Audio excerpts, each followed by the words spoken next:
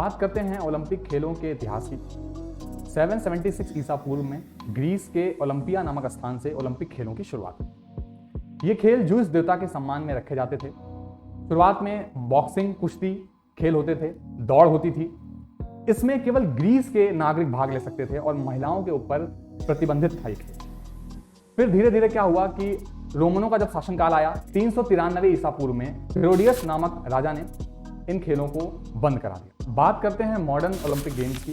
1896 में Pierre day कूबर्टिन ने इन games की शुरुआत की, जो एथेंस के ग्रीस नामक देश में हुआ था, जिसमें 14 देशों ने भाग लिया।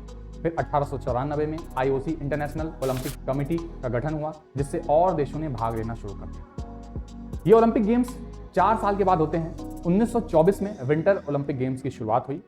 उसके बाद ये ओलंपिक गेम्स 2 तरीके से होने लगे, एक समर ओलंपिक गेम्स और एक विंटर ओलंपिक गेम्स। आधुनिक समय में Olympic games para Olympic games में भी कन्वर्ट हुए। ओलंपिक्स में जो फ्लैग होता है उसमें 5 रिंग्स होती हैं, जिसको पियरे डे कूबर्टिन ने इंट्रोड्यूस किया था। रिंग्स का कलर होता है रेड, ग्रीन, येलो, ब्लू और ब्लैक, जो कि अफ्रीका, एशिया, अमेरिका, यूरोप और ओशियाना जैसे कॉन्टिनेंट देशों को रिप्रेजेंट करते हैं। ओलंपिक का मोटो क्या होता है? ओलंपिक का मोटो होता है सीटियस, ऑल्टियस, फोर्टियस। सीटियस का मतलब होता है तेज, ऑल्टियस का मतलब होता है ऊंचा और फोर्टियस का मतलब होता है मजबूत। भारत कब से ओलंपिक खेलों से जुड़ा? 1900 में भारत ने पेरिस ओलंपिक में भागीदारी की। 1928 में भारतीय हॉकी टीम ने सबसे पहले अपना स्वर्ण पदक जीता। फिर उसके बाद 6 बार लगातार भारतीय हॉकी टीम ने फिर से अपना स्वर्ण पदक जीता। बहुत सारे भारतीय खिलाड़ी जो ओलंपिक में भाग लेते रहे हैं और उन्होंने बहुत सारे पदक जीते हैं, जैसे मिल्खा सिंह, PV सिंधु, अभिनव बिंद्रा, साइना नेहवाल, PT ऊषा, नीरज चोपड़ा आदि। इस बार के समर ओलंपिक्स फ्रांस देश की राजधानी पेरिस में आयोजित किए जा रहे हैं। ये ओलंपिक 26 जुलाई से 11 अगस्त तक होंगे।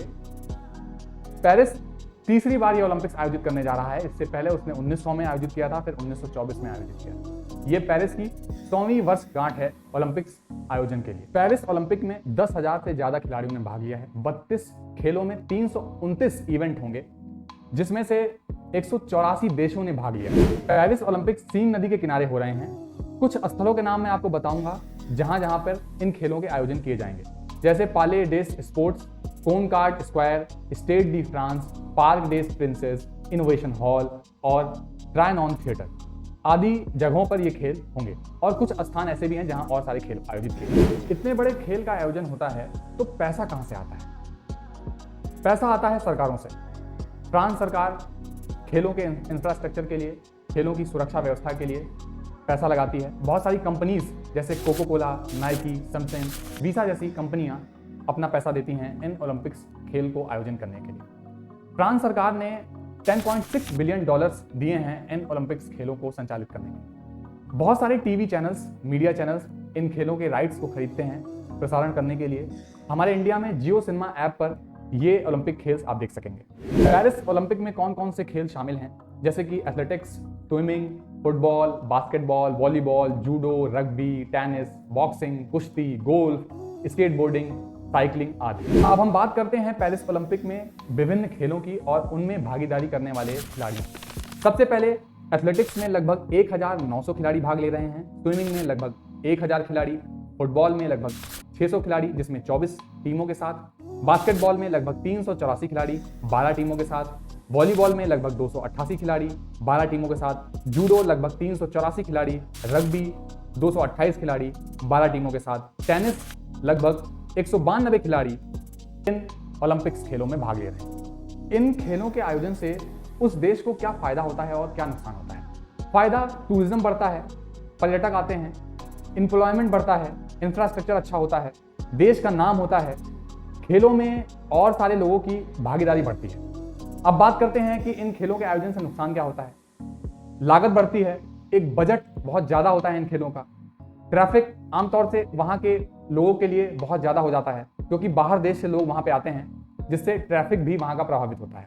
वहां का पर्यावरण भी दूषित होता है, क्योंकि ज्यादा अमाउंट में पॉपुलेशन वहां पे होती है, और सुरक्षा व्यवस्था भी हार्म करती है वहां की कंट्री में। ओलंपिक गेम्स हर 4 साल के बाद होते हैं। 1924 में ओलंपियाड के दौरान ये खेल 2 वर्गों में डिवाइड हो गए, एक समर ओलंपिक और एक विंटर ओलंपिक। विंटर ओलंपिक 2026 में इटली देश आयोजित करेगा। पैरा ओलंपिक्स भी होते हैं। इस बार पेरिस ओलंपिक का जो मोटो है वो गेम्स वाइड ओपन है। इसका थीम सॉन्ग परेड है। मैस्कॉट क्या है? Fijian cap. पेरिस ओलंपिक में खास बात यह है कि इस बार जो पेरिस ओलंपिक में मेडल्स दिए जाएंगे उसमें आईफिल टावर का टुकड़ा भी मिला रहेगा। इस ओलंपिक में सबसे पुराने एथलीट जो हैं वो कनाडा देश के हैं जो भाग लेंगे। उनका नाम है मारियो डेस्लाउजियर। मैक्सिमम 16 दिन तक कोई भी ओलंपिक चलता है। सबसे पहले 1928 में ओलंपिक में फ्लेम इंट्रोड्यूस हुई थी। बात करते हैं भारतीयों की जो ओलंपिक्स में पार्टिसिपेट करने जा रहे हैं। ओलंपिक में पार्टिसिपेशन के लिए एक बहुत ही जटिल प्रक्रिया होती है जिससे एथलीट जाते हैं, क्योंकि एक बहुत बड़ा गेम होता है। भारत ने अब तक 35 पदक जीते हैं, जिसमें से 10 गोल्ड के हैं, 9 सिल्वर के हैं, 16 ब्रॉन्ज के हैं। 1952 में हेलन सिल्की ओलंपिक्स में केडी जाधव ने अपना ब्रॉन्ज मेडल जीता। उसके बाद बीजी ओलंपिक्स में अभिनव बिंद्रा ने अपना गोल्ड मेडल जीता। इस बार 117 एथलीट पेरिस ओलंपिक में जा रहे हैं। पिछली बार 2020 टोक्यो ओलंपिक्स में 119 खिलाड़ियों ने भागीदारी की थी, जिसमें से 7 पदक हमें मिले थे, 1 गोल्ड, 2 सिल्वर, 4 ब्रॉन्ज। इस बार पेरिस ओलंपिक में 117 खिलाड़ी जा रहे हैं, जिसमें से 5 पिछली बार के विजेता खिलाड़ी जा रहे हैं, जिसमें से रवि कुमार दहिया और बजरंग पुनिया नहीं जा रहे हैं। बाकी सारे खिलाड़ी इस बार पार्टिसिपेट करेंगे। इस संवाद के बाद आपको पता चला होगा कि ओलंपिक्स का इतिहास क्या था, कितने खिलाड़ी जाएंगे ओलंपिक्स में, क्या क्या चीज़ें होंगी सारा ओलंपिक्स में, जो कि 26 जुलाई से है। आप जियो सिनेमा ऐप पे देख सकेंगे। कमेंट सेक्शन में बताइएगा कि कौन कौन से खिलाड़ी इस बार पदक लेकर आएंगे। कोई गलती हुई हो या कोई इंप्रूवमेंट हो तो उसको भी कमेंट सेक्शन में बताइएगा, हम जरूर उस पर काम करेंगे। आशा है आपको ये वीडियो पसंद आया होगा। नए वीडियो के लिए चैनल को सब्सक्राइब कर दीजिए। अगर वीडियो अच्छा लगा हो तो लाइक कीजिए। मिलते हैं एक नए वीडियो में, तब तक के लिए नमस्कार, जय हिंद।